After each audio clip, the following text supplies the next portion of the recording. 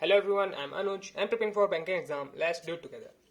तो आज मैं आपको लास्ट मिनट टिप्स देने वाला हूँ कुछ आईपीएस पीओ मेंस के लिए, जो कल होने वाला है। आज फोर्थ नवंबर है। कल हमारा एग्जाम होगा 5 को। आज एसबीआई पीओ का है एग्जाम। जिनका है उनके लिए ऑल द बेस्ट। और मैंने ऑलरेडी वीडियो बना रखी है, आपको टिप्स दे रखा है, पूरा लास्ट मिनट टिप्स उसी में देख लेना। एसबीआई का पूरा अच्छी तरह बता रखा है। वैसे अब तक जब तक मैं वीडियो अपलोड करूंगा तब तक शायद फर्स्ट और सेकंड शिफ्ट तो हो भी चुका होगा।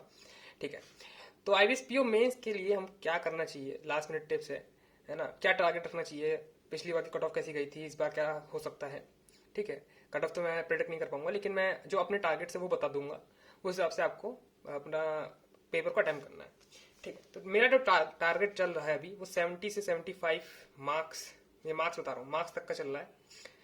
और इसमें विदाउट डिस्क्रिप्टिव बता रहा हूँ ऑब्वियसली। मैं यहाँ पे सिर्फ अपना जो ये रीजनिंग मैथ देते हैं हम लोग मॉक में, वही बता रहा हूँ। 70 से 75 अगर मार्क्स तक आ जाता है तब तो बहुत अच्छी बात है।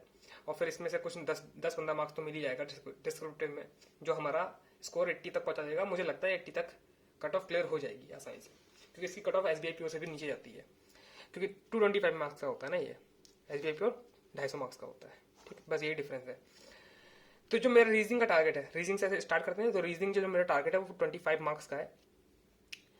25 मार्क्स 1 घंटे में हमें टाइम मिलेगा। तो सबसे पहली चीज जो आपको क्या करनी है, फर्स्ट स्कैन फुल सेक्शन, मतलब पूरा सेक्शन स्कैन करना है। 1 मिनट ले रहा है, 2 मिनट ले रहा है, आप कहोगे कि आगे नहीं होता है, क्लिक करते हैं तो बहुत देर में आगे होता है। तो क्लिक 3-4 बार कर दो। क्वेश्चन में नजर रखो ना, स्क्रीन जो स्क्रीन होती है वो 3-4 बार ही उस डायरेक्ट क्वेश्चन पे जाएगी। जैसे मैंने बताया स्किप कैसे करा जाता है। एक क्वेश्चन पे क्लिक करा, फिर सेकंड पे करो, फिर फिफ्थ पे करो, फिर सेवन पे करो, प्राइम नंबर इवन नंबर कुछ भी लेके चलो, मतलब रैंडम क्लिक करते रहो और वहां से आगे बढ़ते रहो। फुल स्कैन लेके आ रहा हूँ। कभी कभार क्या होता है मेंस के पेपर में, जो इजी होते हैं मिसलेनियस पार्ट, जो इजी होते हैं जैसे सिलॉक्स हो गया या फिर डिस्टेंस रिडक्शन का कोई एक छोटा सा क्वेश्चन हो गया 3 मार्क्स का, वो सबसे लास्ट में दे रखा होता है उन लोगों ने। ठीक, वहां तक बच्चे पहुंच ही नहीं पाते, क्योंकि एक पूरा मतलब सिस्टमेटिक वे में जा रहे होते हैं वो लोग। ठीक है, और इसमें सेक्शन ए सेक्शन बी करके आएगा। सेक्शन ए में 2 मार्क्स आएंगे, सेक्शन बी में 1 मार्क्स आएगा। 2 मार्क्स वाला तो आपको बस एक बार देख लेना है, लेकिन करना नहीं है। 2 मार्क्स वाला तो शुरुआत में करना ही नहीं है। सबसे पहली चीज जो आपको करनी है वो होता है मिसलेनियस पार्ट। 1 मार्क्स के क्वेश्चन होते हैं। इसमें क्या होता है, डिस्टेंस एंड डायरेक्शन का क्वेश्चन आ सकता है, डिस्टेंस एंड डायरेक्शन का कोडेड फॉर्म में आ सकता है। ठीक है, चाइनीज कोडिंग आ जाएगा, चाइनीज कोडिंग कोडिंग डिकोडिंग आ जाएगा, जो सिंबल इम्बल होते हैं। ठीक है, और सिलॉक्स आएगा। बनता है तो करो, नहीं बनता है तो आगे बढ़ो। ठीक है, उस पर टिका नहीं रहना है कि हाँ हमको ये, क्योंकि distance and direction coded form में तो ये तो सॉल्व हो जाता है। टाइम टेकन होता है, देखो टाइम इसमें लगेगा, मैं मानता हूँ काफी टाइम आपको इस पे इन्वेस्ट करना पड़ेगा। मिसलेनियस पार्ट में बोल रहा हूँ मैं, कंपेयर टू 2 मार्क्स वाली पजल्स। ठीक है, लेकिन आपको अच्छे से करना है, क्योंकि ये आपको मार्क्स दिलाएंगे। पजल में क्या होता है कि आपको थोड़ा डाउट होता है कि हाँ मैंने सही बनाई कि नहीं, है ना, क्योंकि इसमें बहुत सारी पॉसिबिलिटी बन रही होती है। लेकिन मिसलेनियस जो पार्ट होता है वो एकदम एक्यूरेट होता है।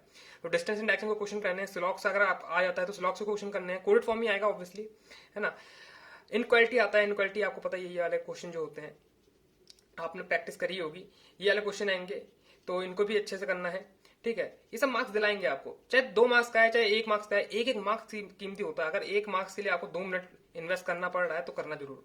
ठीक है, बाकी जो आते हैं क्वालिटी क्वांटिटी वाले तो इसमें खैर नहीं आते, वो तो मैथ में आते हैं। एक सेकंड, इसमें आता है स्टेटमेंट वाले आते हैं ना, कि स्टेटमेंट बताओ कि फर्स्ट रिक्वायर्ड है कि सेकंड रिक्वायर्ड है, या बोथ रिक्वायर्ड है, या फिर नन रिक्वायर्ड है, इधर और रिक्वायर्ड है।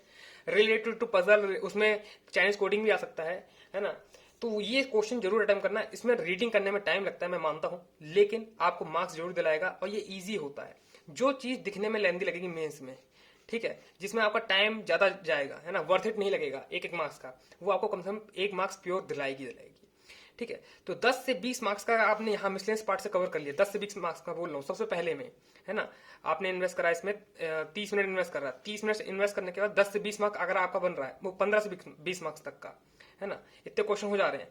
तब आप मूव ऑन करना, जब ये सारा हो जाए तब आप मूव ऑन करना है 2 मार्क्स की पजल्स पे, जो लास्ट में आएंगी। 2 मार्क्स का इसमें पजल आ सकता है, या फिर इनपुट आउटपुट आ सकता है, तो ये भी 2 मार्क्स का भी आ सकता है। तो इस पे मूव ऑन करना, और ऑप्शंस की हेल्प जरूर लेना। मैं हर बार बोलता हूँ कि ऑप्शन आपकी काफी हेल्प करेंगे। यहाँ पे बैंकिंग का पेपर बनाया ऐसे जाता है कि ऑप्शन वहां पे दिए जाते हैं, हमें वहां पे सॉल्व नहीं करना होता है ना, हमें वहां पे सिर्फ आंसर टिक करना होता है। तो आंसर देखो, मैच करो, फिलअप्स करो, है ना। तो ऑप्शन की हेल्प से पजल बनाया करो। ठीक है, तो 3 जो भी रिमेनिंग टाइम है, रिमेनिंग मार्क्स है, आप यहां से भी गेन कर सकते हो। तो पहले अगर ये टारगेट लेके चलोगे 30 मिनट में पहले 15 से 20 मार्क्स का कवर करा जा सकता है। तो अच्छी बात होती। देखो पिछली बार मैंने रीजनिंग में कवर करा था, इसलिए मैं बता रहा हूँ।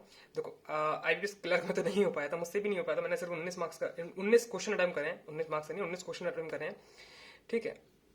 तो वही बता रहा हूँ कि मे भी अगर ऐसा अगर चला जाए तो भी आपको टारगेट अपना वही लेके चलना है कि पहले 30 मिनट में हम 15 से 20 मार्क्स करेंगे, और जो लेंदी होगा उसको देखना जरूर है, पढ़ के देखना क्या होता है, ईजी ही हो, है ना।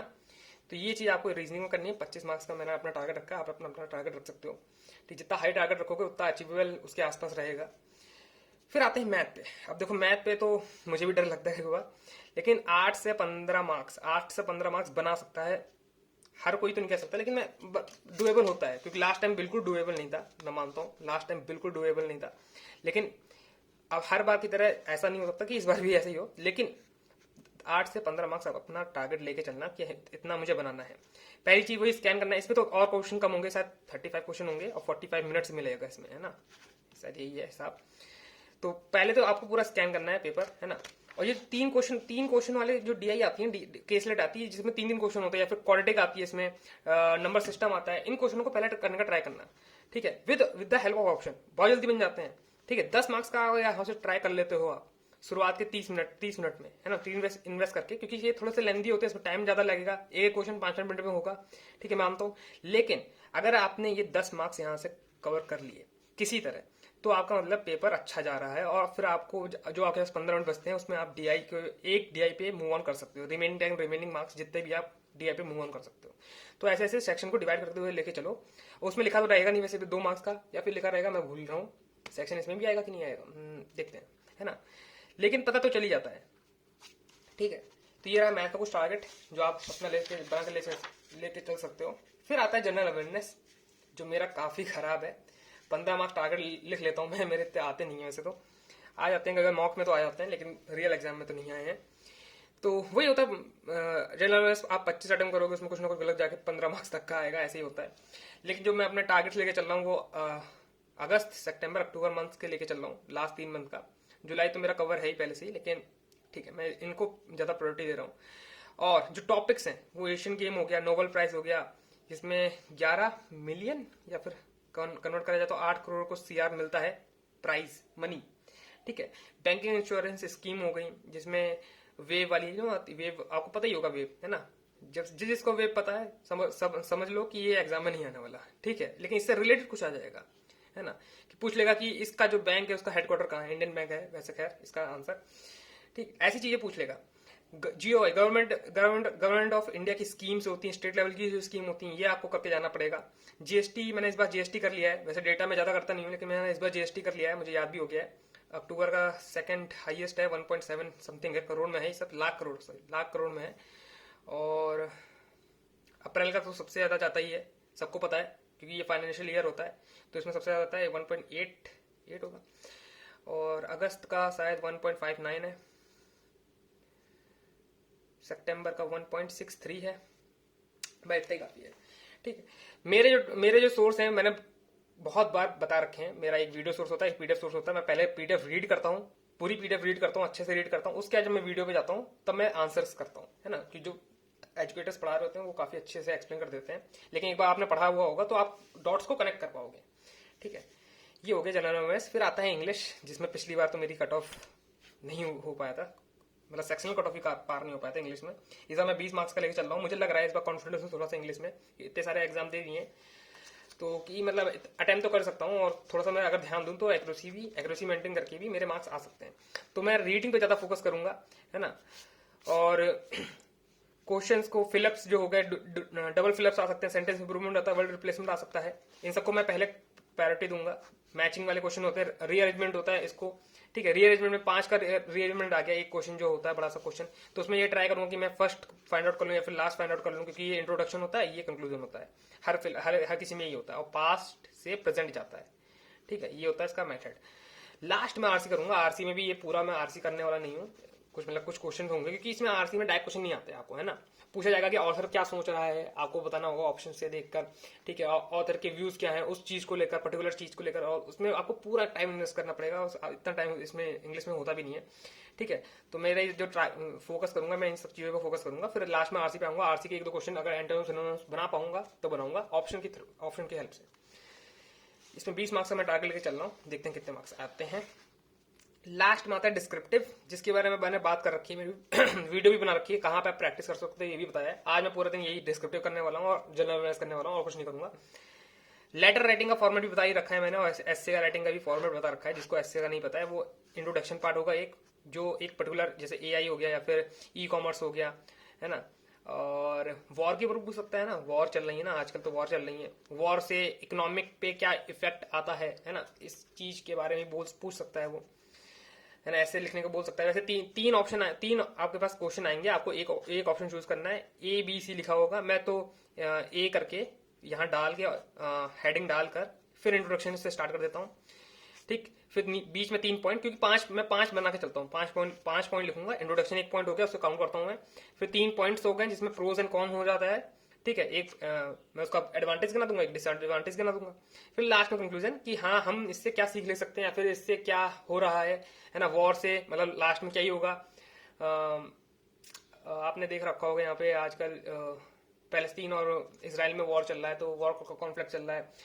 कंक्लूजन डिसएडवांटेज में भी लिख सकते हो कि हाँ मतलब आम जनता को क्या मतलब नुकसान हो रहा है। कंक्लूजन ये हो सकता है कि उन लोगों को बैठ के बात करनी चाहिए एंड रिजॉल्व करना चाहिए इशू, है ना। तो ये सब चीजें होती हैं, आपको याद रखना है बस। Introduction, pros and cons, points and conclusion last में।